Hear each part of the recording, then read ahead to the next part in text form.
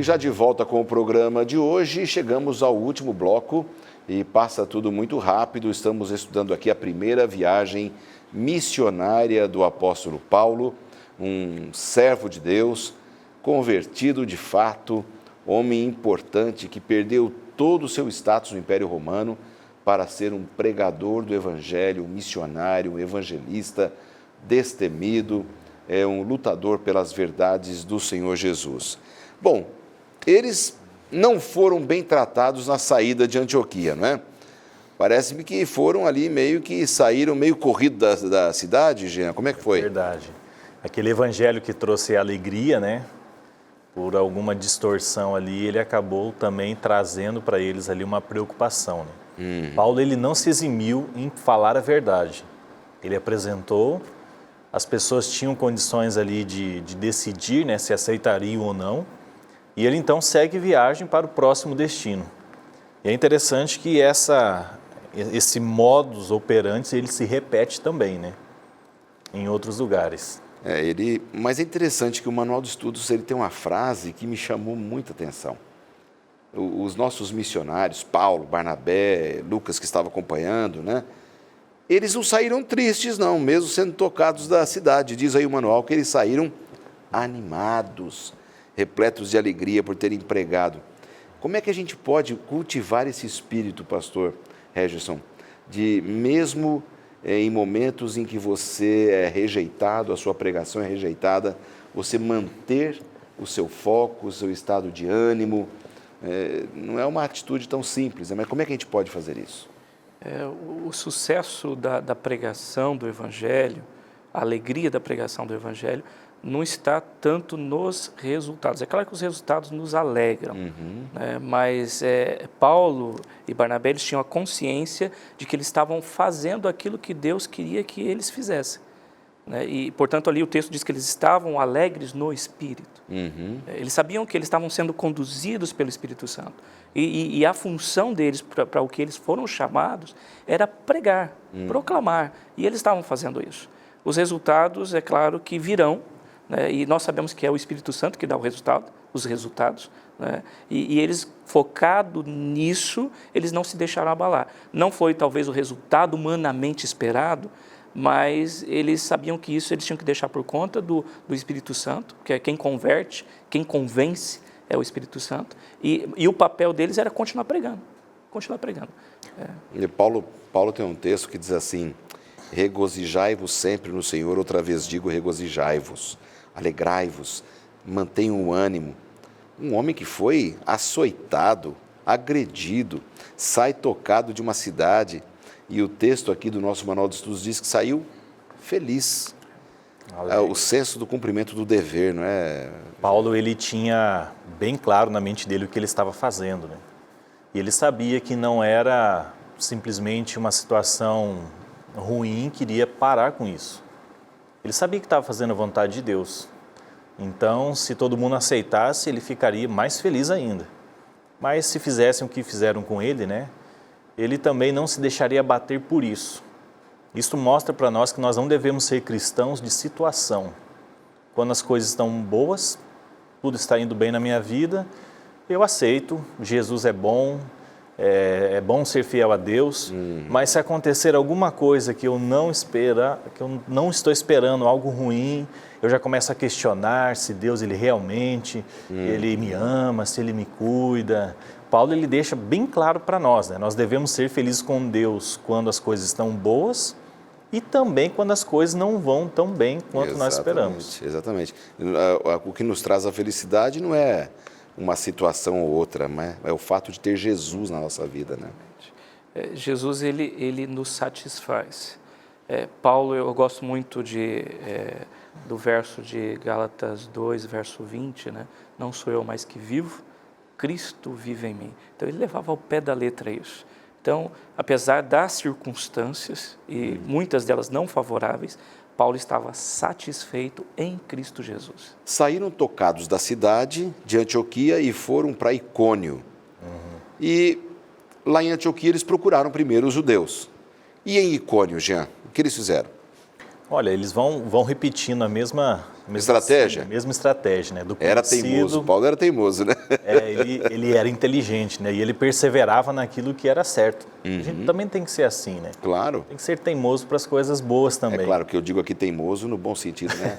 Uma forma de expressão aqui no programa, né? Mas claro que ele era um homem focado, inteligente, né?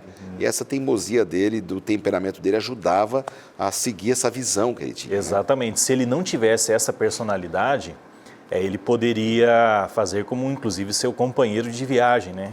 Exato. Ver as dificuldades, analisar, pesar na balança, será que realmente compensa? Mas ele não, pela sua teimosia, pela sua persistência, ele continuava. E novamente nós vemos aqui nesse lugar as pessoas recebendo o Evangelho de braços abertos ali, com alegria, tendo uma aceitação inicial muito boa, né? Muito positiva. É verdade.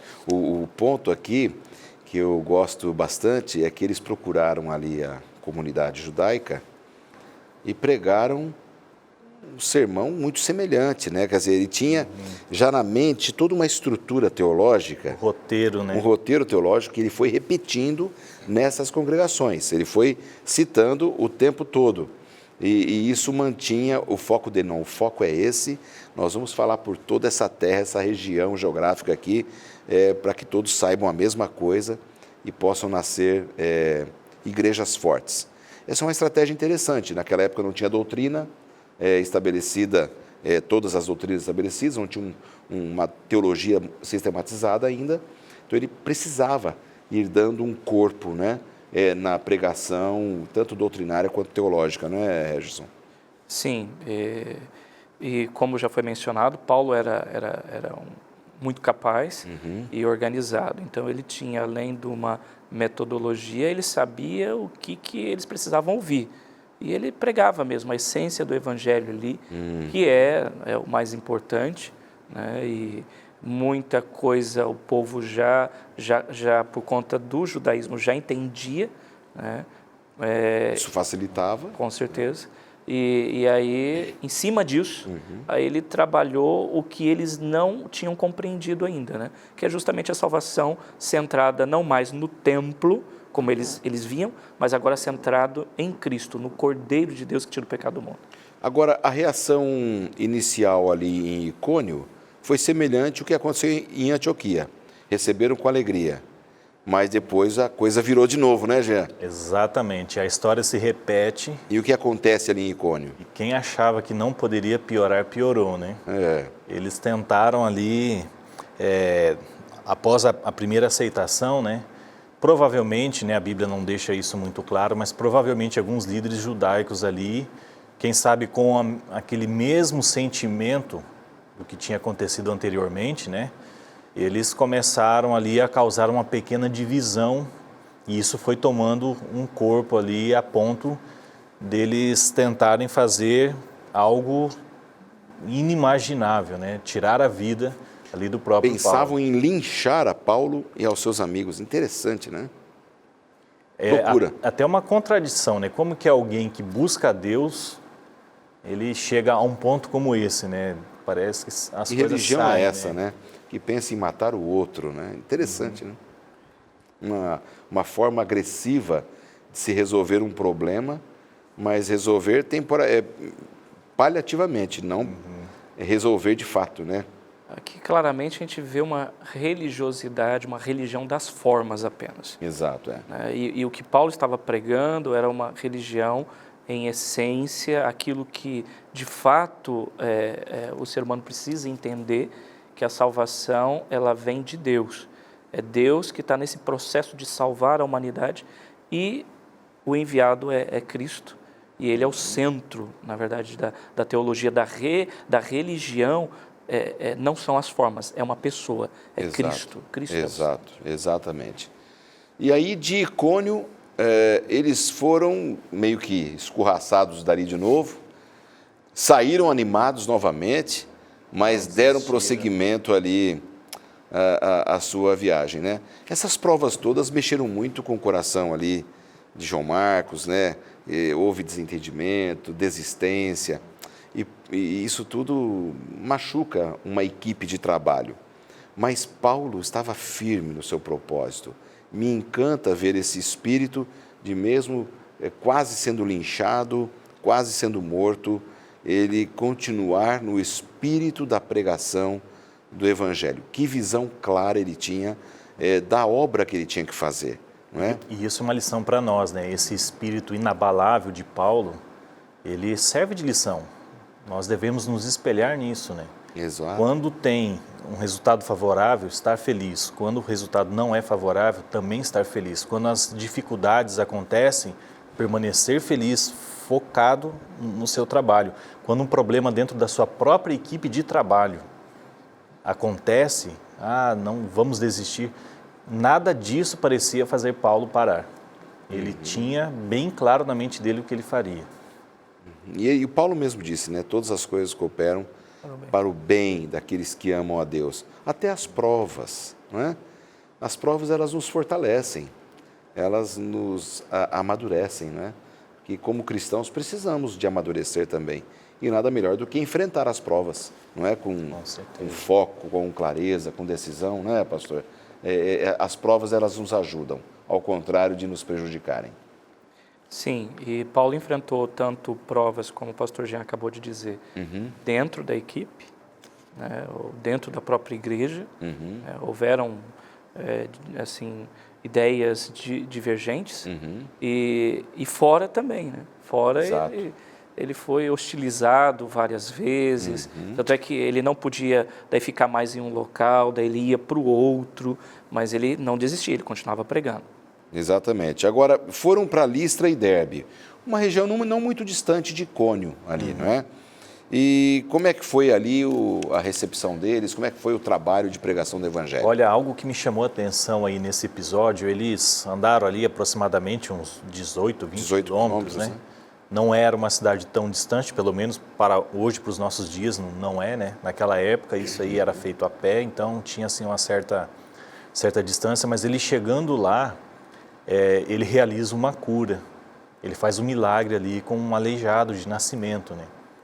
E esse fato, ele demonstra ali algo diferente que não tinha acontecido anteriormente.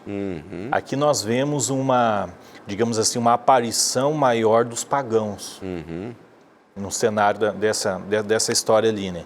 Porque ao eles verem Paulo fazendo ali um milagre, eles tiveram ali um pensamento, né? Que Paulo, ele não era uma pessoa comum. Ele era mais do que aquilo que eles estavam vendo ali. E começaram novamente a ter uma aceitação muito boa, né? Inclusive, eles quiseram oferecer sacrifícios ali, né? Para Paulo e a sua equipe ali, por conta desse milagre que ele tinha feito. Mas ele sofreu perseguição, não é, pastor? Sim, ele sofreu perseguição, ele também foi aceito por alguns, e nesse caso específico aqui, ele foi aceito, muito bem aceito, porque houve uma confusão. As pessoas daquela região, eles confundiram Paulo e Barnabé com os deuses que os pagãos conheciam. Com divindades. Com divindades. E Paulo não aproveitou-se disso. Isso que eu acho interessante aqui. Paulo, se ele fosse oportunista, ele ia deixar o negócio acontecer, falou, não, eu caí na graça do povo, então tá bom. Mas Paulo não aceitou. E o povo havia confundindo eles com Barnabé era Júpiter, né? Zeus, e Paulo Hermes, que ou Mercúrio, que é o deus que no panteão pagão é o deus que dá os recados. Muito provavelmente porque Paulo era o que mais falava. E alguns historiadores dizem que a aparência de Paulo não era assim aquelas coisas, né? Já Barnabé provavelmente tinha uma aparência mais nobre. Então ele foi confundido com Zeus, né, ou Júpiter, que era o deus maior do panteão, e Paulo como mensageiro. A negação de ter sido, de receber adoração, fez com que eles fossem até apedrejados. E aí, como a gente já praticamente estourou o tempo do nosso programa hoje, eu reforço mais uma vez como não é fácil você seguir uma visão, fazer a vontade de Deus, passar por provações, mas continuar firme. Paulo continuou firme no propósito, foi apedrejado, não perdeu a vida, mas manteve o foco evangelístico, né? Amigos pastores, muitíssimo obrigado pela participação de vocês nessas 2 semanas, estudando especialmente essa viagem missionária de Paulo. Ao vocês voltarem para o Mato Grosso, levem um abraço aqui de toda Novo Tempo, um abraço a todos os amigos que assistiram, que Deus abençoe vocês e esperamos vocês em outras oportunidades. E nós nos vemos aqui no programa Lições da Bíblia da próxima semana, se Deus quiser, com mais um tema do livro de Atos dos Apóstolos. Até lá!